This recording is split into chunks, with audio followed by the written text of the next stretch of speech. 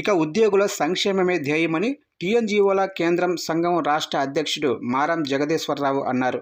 ఉమ్మడి రాష్ట్రంలో ఎన్నో పోరాటాలు చేసిన చరిత్ర ఈ సంఘానికి ఉందని తెలిపారు. శుక్రవారం కరీంనగర్లోని టీఎన్జీఓ భవనంలో జిల్లా అధ్యక్షులు దారం శ్రీనివాసరెడ్డి అధ్యక్షతన సమావేశం నిర్వహించారు.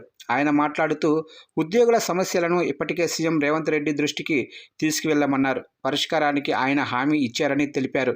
ఇక ఏప్రిల్లోగా పెండింగ్ బిల్లులు 2 డిఏలను ప్రభుత్వం చెల్లిస్తుందని ఆశాభావం వ్యక్తం చేశారు.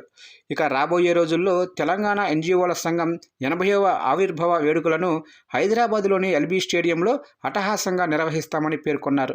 సంఘం జిల్లా కార్యదర్శి సంఘం లక్ష్మణరావు, నాయకులు నాగుల నరసింహస్వామి, రాగి శ్రీనివాసు, అలాగనే ప్రభాకర్ రెడ్డి, సర్దార్ హర్మీందర్ సింగ్, ఉపాధ్యాయుల చంద్రశేఖర్, టీజీఓల సంఘం జిల్లా అధ్యక్షుడు మండిపల్లి కాళీచరణ్, అలాగనే కార్యదర్శి అరవింద్ రెడ్డి, పెద్దపల్లి జిల్లా అధ్యక్షుడు శంకర్, అలాగనే జగిత్యాల జిల్లా అధ్యక్షుడు నాగేందర్ తదితరులు పాల్గొన్నారు.